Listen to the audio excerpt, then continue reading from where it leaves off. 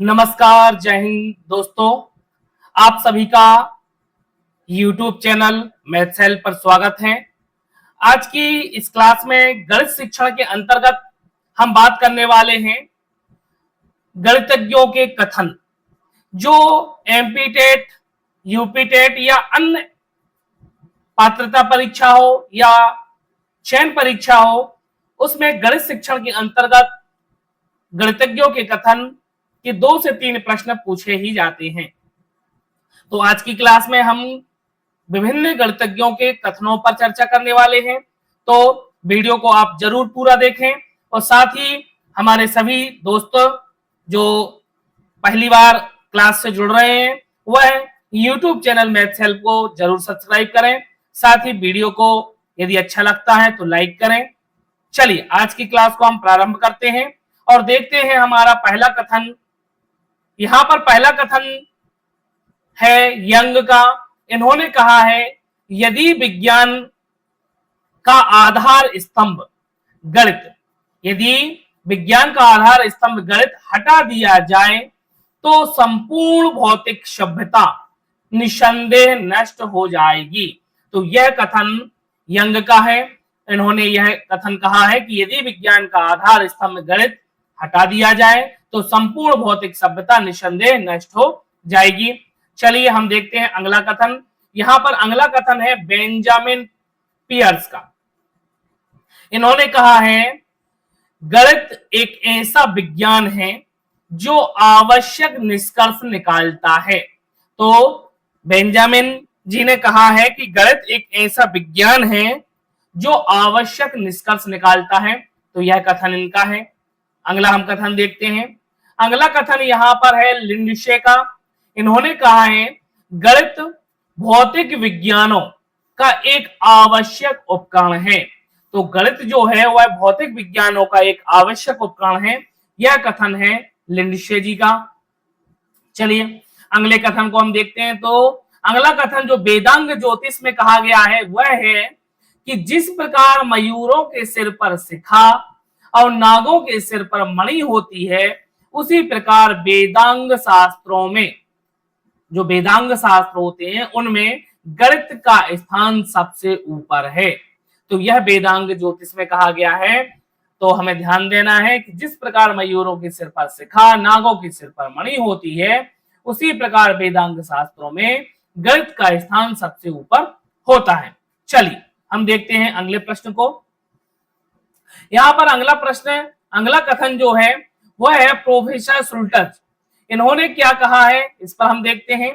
गणित शिक्षण का मुख्य उद्देश्य केवल ज्ञान देना नहीं है, बल्कि मानसिक शक्तियों को विकसित करना है। यह कथन है प्रोफेसर शुल्टज जी का। चलिए हम देखते हैं अगले कथन को। यहां पर अगला कथन है हार्वर्ड। हार्वर्ड ने क्या कहा है, गणित मानसिक अनुशासन का एक साधन है। तो इन्होंने कहा है कि गणित जो है मानसिक अनुशासन का एक साधन है। तो यह हार्वर्ड जी ने यह कथन कहा है। चलिए हम देखते हैं अगले कथन को। यहां पर अगला कथन है गिब्स। गिब्स ने क्या कहा है, उन्होंने कहा है कि गणित जो है एक भाषा है। गणित को एक भाषा कहा है गिब्स ने। चलिए अगला कथन हमारा है। अगला कथन यहां पर है व्हाइट हेड। इन्होंने क्या कहा है कि गणित जो है, गणित व्यापक प्रकार की अमूर्त परिस्थितियों का अध्ययन है। गणित क्या है, व्यापक प्रकार की अमूर्त परिस्थितियों का अध्ययन है। तो यह कथन है व्हाइट हेड का। चलिए देखते हैं अगले कथन को। अगला कथन है हमारा आर्किमिडीज। आर्किमिडीज ने क्या कहा है, उन्होंने कहा है कि मुझे खड़े होने की जगह दो, मैं पृथ्वी को हिला दूंगा। तो यह कथन क्यों कहा है उन्होंने, तो यहां पर दिया गया कि गणित और भौतिकी के अनुप्रयोगों के संदर्भ में यह उन्होंने कथन कहा है कि मुझे खड़े होने की जगह दो, मैं पृथ्वी को हिला दूंगा। तो यह कथन आर्किमिडीज का था गणित और भौतिकी के संबंध में। चलिए अगला कथन है गॉस। तो गॉस का यह कथन बहुत महत्वपूर्ण है कि गणित जो है विज्ञानों की रानी है। तो यह कथन बहुत महत्वपूर्ण है, गणित विज्ञानों की रानी है। यह कथन है गॉस का। चलिए अगला क्वेश्चन है। अगला जो हमारा कथन है वह है गैलीलियो गैलीली ने यह कथन कहा है कि गणित वह भाषा है जिसमें ब्रह्मांड लिखा गया है। तो ये बहुत महत्वपूर्ण कथन है और यह प्रश्न परीक्षाओं में पूछे गए कथन है, गॉस का, गैलीलियो का। तो हमें ध्यान देना है कि गणित वह भाषा है जिसमें ब्रह्मांड लिखा गया है। चलिए अगला हमारा कथन है यहाँ पर जॉन लॉक का। तो इन्होंने क्या कहा है कि गणित बच्चों में तर्क करने की आदत विकसित करता है। गणित बच्चों में तर्क करने की आदत विकसित करता है, यह कथन है जॉन लॉक का। चलिए अगला हम कथन देखते हैं। अगला कथन यहाँ पर है जॉर्ज पोलिया। इन्होंने क्या कहा है? इन्होंने कहा कि गणित देखने का विषय नहीं है, गणित देखने का विषय नहीं है, करने का विषय है। तो practice makes a man perfect. तो ऐसा ही इन्होंने कथन कहा है कि गणित देखने का विषय नहीं है बल्कि करने का विषय है। तो यह कथन है जॉर्ज पोलिया का। चलिए अगला हम कथन देखते हैं बर्ट्रैंड रसेल। बर्ट्रैंड रसेल ने क्या कहा है यहाँ पर? गणित वह विषय है, इन्होंने कहा कि गणित वह विषय है जिसमें हम नहीं जानते कि हम किस बारे में बात कर रहे हैं। तो यह कथन है बर्ट्रैंड रसेल का। तो हमें कथन को याद रखना है, इन सभी कथनों को हमें याद जरूर रखना है। अगला कथन है यहाँ पर क्रोनकर। क्रोनकर ने क्या कहा है? इन्होंने कहा कि ईश्वर ने पूर्णांकों का निर्माण किया है, ईश्वर ने पूर्णांकों का निर्माण किया है, शेष सब मनुष्य की रचना है। शेष सभी क्या है? मनुष्य की रचना है। इन्होंने कहा है क्रोनकर ने कि ईश्वर ने केवल पूर्णांकों की रचना की है, पूर्णांकों का निर्माण किया है, शेष सब मनुष्यों की रचना है। चलिए अगला हम प्रश्न देखते हैं। अगला प्रश्न जो है वह है पाइथागोरस। अगला कथन है पाइथागोरस, बहुत महत्वपूर्ण है कि संख्या ही ब्रह्मांड का आधार है। जो संख्याएं हैं वह ब्रह्मांड का आधार है, यह कथन पाइथागोरस का है। अगला कथन हम देखते हैं। अगला कथन है बेकन। इन्होंने क्या कहा है?